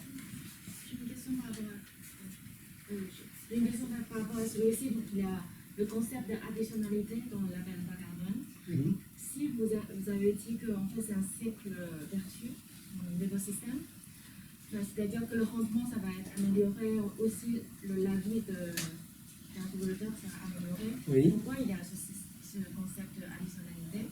Ça, c'est la première question. question deuxième, c'est par rapport à la carbone. Donc, vous avez dit qu'au bout de 5 ans, il y aura plus de, par exemple, le crédit carbone rémunéré. Et à ce moment-là, comment continuer à intégrer l'entreprise dans cette démarche de transition qui va être en continuité? Alors, je réponds à la deuxième question parce que je ne suis pas capable de répondre à la première sur l'additionnalité, je n'ai pas bien compris. Mais sur la deuxième, évidemment que là, c'est un cadre fermé, le carbone. C'est-à-dire qu'on doit déposer un nom pour un nombre d'années et trouver des partenaires. Mais évidemment que notre ambition, c'est que au bout des 5 ans, c'est les partenaires qui se battront pour continuer les contrats. C'est-à-dire que, évidemment, que l'objectif, comme toute entreprise, c'est que si demain, c'est une valeur ajoutée qu'on a dans notre entreprise, on essaiera de faire en sorte que cette valeur ajoutée reconnue puisse toujours trouver du sens et continuer de façon permanente. Parce que c'est pas une action, voilà, on fera rien si ça dure 5 ans. On fera quelque chose si c'est permanent, vous avez raison. Alors sur l'additionnalité, oui, bah, alors je vais m'y coller, mais tu me diras, Diane, si je dis des bêtises. En fait, au départ, le label effectivement du ministère, c'est pour reconnaître que le changement de pratique des agriculteurs. Donc il faut effectivement qu'il y ait, comme on le disait tout à l'heure, il y ait des nouvelles pratiques en place et autres. Pour autant, dans la réflexion, ils ont accepté avec un rabais, mais que les agriculteurs puissent maintenir leurs pratiques et que ce soit quand même, ça génère quand même des crédits carbone.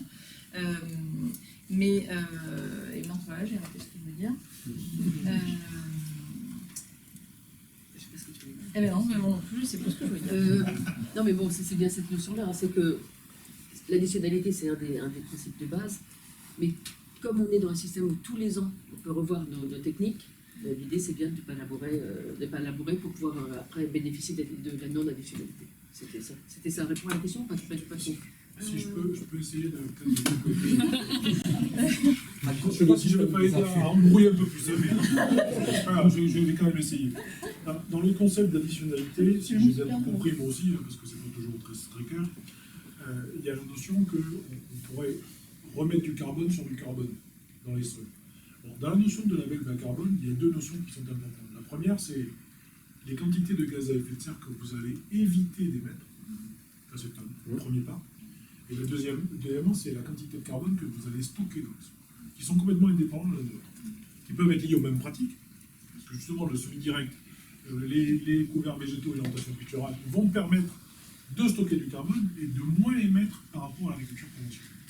Donc, vous allez pouvoir ajouter des fils d'additionnalité qui comptent dans le carbone que vous allez stocker, et non pas dans la partie non-émission. Donc, vous allez pouvoir rémunérer à partir de 2 parties. Premièrement, c'est rémunérer ce que vous n'allez pas émettre, déjà, c'est une première chose, et deuxièmement, rémunérer ce que vous allez stocker en plus. Il faut quand même, c'est pour ça que tout à l'heure je disais de façon anecdotique qu'on travaille avec le vivant, il faut quand même avoir conscience du fait qu'un sol, c'est pas non plus une éponge à l'infini de carbone. Si vous prenez un sol naturel qui est issu d'une forêt, vous allez avoir un taux de quantité de carbone sous forme de matière organique qui va être, on va qualifier de 100, niveau 100. À partir du moment où vous allez mettre de l'agriculture dessus, vous allez perturber le milieu et vous allez faire dégringoler votre quantité de matière organique, qui, si vous avez de la chance, va se trouver stabilisée à un moment donné par vos pratiques. Donc en général, vous avez perdu 30, 40, 50, voire 60% de matière organique. Si vous n'avez pas de chance, vous n'arrivez jamais à stabiliser et vous n'avez plus de sol. Votre sol, il a disparu. Et là, vous ne pouvez plus refaire de l'agriculture, d'où l'intérêt de conserver quand même des sols pour l'avenir. Si vous changez vos pratiques agricoles et que vous remontez la quantité de carbone dans votre sol, vous allez pouvoir, par effet d'additionnalité, arriver à remonter jusqu'au niveau 100. C'est ce qui paraît le plus logique. Mais une fois que vous serez arrivé au niveau 100, vous allez arriver au niveau de saturation. Et donc à partir de ce moment-là, c'est-à-dire que les tonnes de carbone au début, elles sont faciles à stocker, si j'ose dire, mais elles vont devenir de plus en plus difficiles. Donc, on a encore un peu de marge. On a de la marge. Je pense que quand on sera à 50, déjà on s'intéressera. On est d'accord. Mais ce qui est important, c'est qu'à partir de ce moment-là, même si vous ne pouvez pas passer au-dessus, il faut continuer les pratiques. Parce que si vous les arrêtez, eh bien vous allez retomber le long de votre cours. Et c'est ce que disait François. Si vous labourez une fois, c'est fini. Après avoir fait 15 ans, 19 ans d'agriculture de conservation des sols, vous pouvez tout relarguer en une fois. Donc là, pour le coup, alors si c'est pour le coup de dire, ben, attendez, j'ai remis les compteurs à zéro, et je vais repartir avec... Non, parce que là, les crédits carbone que vous avez eus, il faudrait que vous les remboursiez, si on veut être cohérent, ce que vous avez déstocké. Et c'est pour ça que dans le projet là qu'on porte avec que des agriculteurs qui sont déjà engagés depuis longtemps, le risque de rémanence, là, ce risque-là, il est amoindri, voire nul, on espère quand même, puisque les agriculteurs sont déjà dans ces pratiques-là et qu'il n'y a pas de risque d'opportunisme d'y être allé uniquement pour le levier carbone, quoi. Et d'ailleurs, c'est même pour ça qu'en interne dans l'association, on a ciblé le crédit carbone aux gens labellisés au cœur des sols. Vous avez vu qu'il y a 200, 300 agriculteurs, on a plus de 1000 fermes. Et donc, il y a une question en interne. Mais pourquoi on réserverait les crédits carbone à ceux qui sont labellisés au cœur des sols? Parce que les autres, ils auront le droit. Mais il y avait cette question en disant, mais quelqu'un qui n'est pas été labellisé au cœur des sols, ça veut dire que dans sa démarche de progrès de l'agriculture de conservation des sols, il est en construction. Et c'est normal. On doit aller à son rythme économique de son acte de production. C'est normal. Je le répète, parce que des fois, on se dit, nous, on est un peu extrémistes, mais on est extrémistes dans le principe. Mais dans la mise en œuvre, on est réaliste. On est des agriculteurs. Et on a beaucoup d'agriculteurs qui pratiquent pas à 100% l'agriculture de conservation des sols dans nos réseaux. Et ils ont leurs réseaux qui sont valables. Parce que c'est leur acte de production, c'est ce qu'ils vont manger à la fin de l'année, c'est ce qu'ils vont... Enfin, je ne vais pas vous faire... Donc, ces gens-là, la question qu'on s'est posée, par quoi on commence? Donc, on s'est dit, on va commencer par ceux qui ont fait le pas d'y être en agriculture de conservation des sols autour du label bas carbone. Mais du label au cœur des sols, et puis après rentrer dans le label bas carbone. Mais si on réussit bien avec nos partenaires financiers, ce premier pôle-là, ces 200 000 tonnes, évidemment que derrière, la question va se poser, est-ce qu'on ne pourra pas avoir un projet pour favoriser les gens qui ne sont pas encore complètement, pour y aller le plus vite possible? C'est aussi un objectif qu'on a, en se disant, mais ça va peut-être être le petit coup de levier qui va faire que des gens qui avaient un peu de peur, qui économiquement s'y sentaient pas, etc., ça peut être un petit supplémentaire d'âme pour les engager peut-être un peu plus vite à aller vers l'agriculture de conservation des sols. Parce qu'on a besoin de ça. Et je rappelle, depuis 20 ans, 25 ans qu'il y a des agriculteurs en France qui font de l'agriculture de conservation des sols, à aucun moment, une entreprise ou un partenaire a participé à la prise de risque. Jamais. C'est les agriculteurs, et c'est normal, c'est notre métier, on a pris nos risques total. Donc, on a réussi à le faire. Demain, si on peut avoir un petit coup de pouce pour réduire ces niveaux de risque, eh bien, c'est toute l'ambition qu'on a avec le démarrage de ce projet. Il y avait une question ici. Et puis monsieur aussi, après. Allez-y. En fait, c'est assez simple d'ailleurs. Est-ce que vous pourriez nous redonner le nombre exact d'exploitations qui sont labellisées, combien on en fait la demande et du coup le nombre d'hectares labellisés? Labellisé carbone au cœur des sols. Non, au cœur des sols. Ah, le label au cœur des sols au jour d'aujourd'hui, comme on dirait, parce que ça change tout le temps. Là, on a à peu près 300 fermes qui sont en démarche. Alors, elles n'ont pas toutes déjà passé leur audit diagnostic de ferme, parce qu'il nous faut le temps aussi d'aller les voir, mais on a à peu près 300 fermes qui sont dans la démarche de labellisation au cœur des sols. Et pour le label bas carbone, on a déjà reçu 230 mandats, enfin on a reçu 230 mandats, parce que là on a reçu les mandats, c'est notifié au ministère, et ça représente 40 000 hectares. Donc un potentiel estimé à 200 000 tonnes de crédit carbone. Sur le nombre d'hectares du label au cœur des sols, c'est à peu près c'est 40 000 hectares. On avait regardé ça, de ceux qui sont déjà... ça. Et est-ce que vous pouvez juste donner un peu un ordre de grandeur entre ceux qui sont labellisés et ceux qui sont en cours de labellisation, si vous l'avez? Ça doit être 250 qui ont déjà passé les audits et puis une cinquantaine dont les audits sont encore à faire. Sur les attentes. J'avoue que ce qui s'est passé depuis 2 ans, comme tout le monde, nous a un peu bousculé pour faire les rencontres terrain. Enfin, vous voyez, on a vraiment pendant 6 mois, un petit peu, voilà, comme tout le monde. Et donc, mais ce qu'on a toujours vu, c'est toujours une dynamique d'évolution, parce que sur le terrain, il y en a partout en France, et l'exemple fait que d'autres y viennent petit à petit. Monsieur, vous vouliez... Oui, je voulais déjà vous dire un grand bravo pour être projet pilote d'une telle transformation. C'est vraiment enthousiasmant comme projet. Je vais avoir deux petites questions. L'une, je m'excuse, est assez technique, qui touche au carbone, à la prise en compte du carbone des sols dans la comptabilité de la méthode, et l'autre un peu plus générale. Donc sur le carbone organique des sols, à ma connaissance, pour l'instant, c'était un blind spot, une tâche aveugle dans les méthodes de label bas carbone existantes. Comment est-ce que vous avez travaillé cette question? Est-ce que vous avez juste repris l'existant ou est-ce qu'il y a eu un travail scientifique et technique pour mieux prendre en compte le carbone organique des sols? Et sur la question générale, vous avez parlé tout à l'heure de multifonctionnalité dans l'agriculture, sans peut-être dire le mot, mais je paraphrase, sur le fait que l'agriculteur aujourd'hui doit découpler ses sources de financement entre son produit final et tous les services finalement écosystémiques qu'il rend. Aujourd'hui, est-ce que la démarche que vous avez menée, elle permet d'aller vers une stabilité financière des agriculteurs qui pratiquent l'agriculture de conservation des sols? Et est-ce que vous avez des perspectives sur d'autres dimensions écologiques, notamment je pense à la protection de la biodiversité aujourd'hui? Est-ce que vous avez une actualité là-dessus à la base? Alors, sur la question, est-ce que l'ensemble des sources de financement, on va dire fléchées sur les services environnementaux de l'agriculture de conservation des sols, est-ce qu'elles sont suffisantes pour garantir ces financements aux agriculteurs? La réponse est non, parce qu'il n'y en a pas. Il n'y en a pas. En dehors d'engagements contractuels dans des MAE autour des outils de moyens plutôt que des résultats, donc ça c'est clair. Il y a des discussions avec des partenaires, et là je crois que c'était bien exprimé de dire le carbone est une entrée, mais des notions de diversité.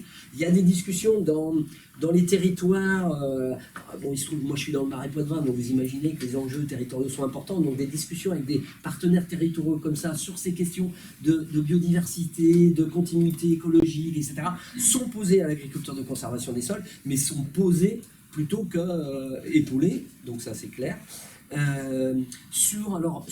J'ai pas très bien compris le terme anglais que vous avez utilisé sur le carbone des sols, parce que je suis pas très doué là-dessus. Donc, Avant, je voulais ajouter quelque chose sur l'histoire de la reconnaissance financière, c'est que, je suis d'accord avec François, mais il y a un truc qui est extrêmement important, c'est la reconnaissance sociétale. Le fait que d'un seul coup, on se mette à dire, au lieu de dire agriculteur pollueur, on dit agriculteur est en train de sauver l'humanité, c'est extrêmement important. Et je voulais en parler tout à l'heure aussi, quand on parlait de comment est-ce qu'on arrive à le diffuser aux nouveaux agriculteurs. C'est qu'on sait très bien que le meilleur moyen de transmettre des techniques en agriculture, c'est de regarder dans le champ du voisin. Ça, de toute façon, c'est comme ça que ça marche. C'est ce que je vous ai dit tout à l'heure. Nous, on a commencé, on était vraiment tout seul dans notre coin. 2 ans plus tard, il y avait 15 agriculteurs. 5 ans plus tard, on en a 30 agriculteurs avec de nouveaux groupes d'agriculture de conservation des sols. C'est comme ça que ça marche. C'est le seul moyen. Et le fait, et on sait que l'agriculture a des gros malaises sociétaux. Et c'est vraiment important, cette notion d'avoir une agriculture qui permet de sauver l'humanité, mais qui a également tous les autres bénéfices dont on parle, et donc qui peuvent être financés. Je veux dire, les histoires de protéger les ressources en eau, on peut se retrouver avec une MRC, protection des ressources en eau. Je veux dire, il y a plein de choses qui peuvent être aidées par la CS, mais c'est vraiment, pour moi, c'est un des... Je dirais presque que c'est pour ça que je me suis auto-engagé dans ce projet, c'est parce que ça permet une vision positive de l'agriculture, et ça c'est fondamental. Et sur le carbone, alors, je ne sais pas si je vais répondre à la question qui est posée. Dans le label bas carbone grande culture, il y a 3 méthodes de mesure du carbone qui sont proposées. Nous, on sait que sur ces 3 méthodes, il y a celle qu'on souhaite. On sait que le Syneos AMG est celle qui répond le mieux à l'agriculture de conservation des sols parce qu'elle a une prise en compte de nos couverts qui est un peu mieux prise en compte. On les avait testés et on sait que c'est celle. Donc c'est pour ça qu'on est allé sur celle-ci. On sait que la mesure du carbone, de la matière organique dans les sols est très difficile à évaluer et on aimerait vraiment.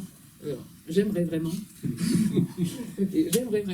réussir à trouver un partenariat, essayer d'évaluer, d'en profiter d'aller voir nos 230 agriculteurs pour essayer de tester d'autres méthodologies et pour essayer de vraiment voir si la méthode Syneos AMG mesure bien ce que nous on voit dans nos champs, parce qu'on sait très bien que ce qu'on voit dans nos champs, c'est une augmentation de la matière organique, et ce qui est parfois calculé et estimé, c'est pas forcément ce que nous on voit et qu'on mesure avec des analyses de sol classiques.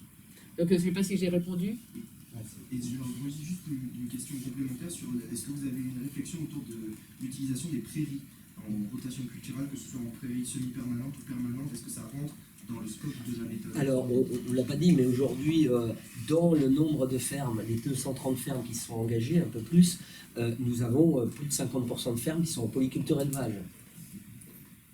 Alors qu'on s'attendait à... si je vous avais posé la question... à l'agriculture de conservation des sols, c'est d'abord des céréaliers. Oui, mais la réalité française, sur le territoire français, c'est qu'il y a énormément de fermes qui cumulent les deux fonctions et on les retrouve chez nos adhérents. Donc, la question de la façon dont on gère l'alimentation de l'élevage dans le cadre du label bas carbone est une question posée. D'ailleurs, je l'ai posée d'entrée. C'est-à-dire, nous, on souhaite petit à petit que ça puisse comment on dit, matcher entre les deux. Et n'oublions pas, les agriculteurs qui sont en agriculture de conservation des sols, et moi je suis en Vendée, je peux vous dire, il y en a une grosse partie qui sont là-dedans. Les meilleurs, c'est ceux qui sont en polyculture élevage et qui croisent les fonctions d'alimentation animale avec les fonctions de production, valeur alimentaire à sortir. Et la particularité de ce qu'on porte, c'est qu'ils doublent leur capacité de production de céréales en préservant ou en doublant la capacité d'alimentation en autonomie. C'est-à-dire qu'on a une vraie plus-value dans l'acte de production. Tous les éleveurs de bovins ruminants qui utilisent les prairies, je mets de côté tout ce qui est la partie hors sol, qui est un peu plus différent, hein. On parle bien des bovins qui ont la capacité de mettre en valeur les prairies, ovins, bovins, caprins, s'il y en a. Et sur cette partie-là, c'est extrêmement fort en termes de durabilité des pratiques dans l'élevage, à une condition. C'est qu'on laisse les agriculteurs libres de leur choix, de leur gestion de terre dans l'agriculture de conservation des sols. Et ce qui est souvent, je me permets de le dire, souvent extrêmement un peu frustrant pour nous, c'est quand tout d'un coup, des sachants externes, pour des raisons externes, imposent à l'agriculteur ses choix sur ses prairies, ses choix, pour des raisons qui sont bonnes en externe, parce qu'il faut cibler, faut figer, alors qu'il nous semble que souvent, la capacité d'adapter ces modes de production à l'élevage sont des leviers extrêmement puissants de réussite, de stockage du carbone et d'amélioration des coûts de production dans l'élevage. Alors, il y a une question là-bas. Oui. Bonjour. Une double question sur l'énergie. Donc, savoir si la substitution lors de tracteurs aux carburants fossiles par des énergies renouvelables, ça entrait bien dans le label. Et puis, la possibilité de... La position de la PAD sur la production d'énergie, sur la méthanisation, est-ce que ça permet de rester dans les bilans carbone ou c'est considéré comme trop expansif? Alors, sur la méthanisation, c'est une question qui nous est souvent posée. Faudrait la poser aux méthaniseurs de France, hein, qui sont des fois des partenaires, et on a des agriculteurs dans nos réseaux qui sont méthaniseurs. Je vais l'aborder comme ça.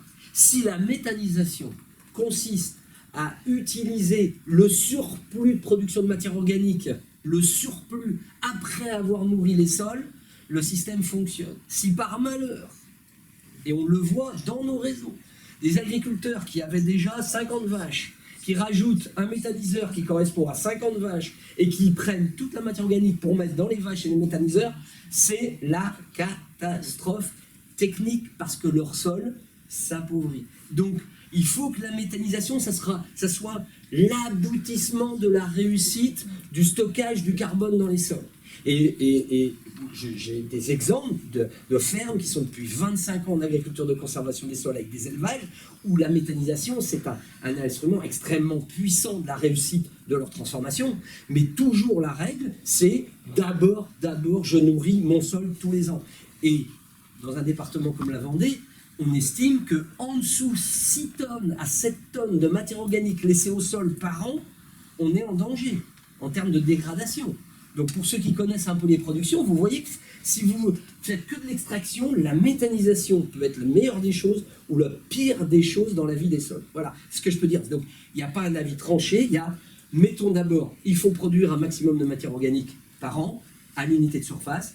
Cette matière organique, elle doit être produite avec le minimum d'externalité d'intrants, donc utiliser la photosynthèse, les légumineux, enfin tout ce qu'on connaît.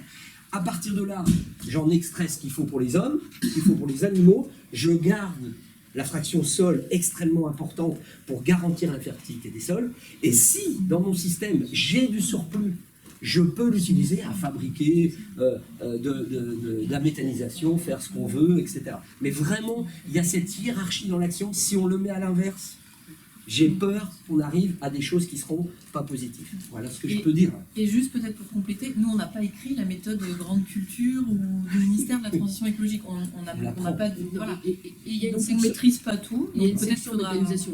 Et du coup, substitution directe GNR par de GLB, ça peut rentrer alors, dans la méthode, est-ce que ça existe en toute franchise, comme je me suis focalisé sur nos techniques ACS, j'ai pas regardé ça. Mais je pense que c'est... Il y aura.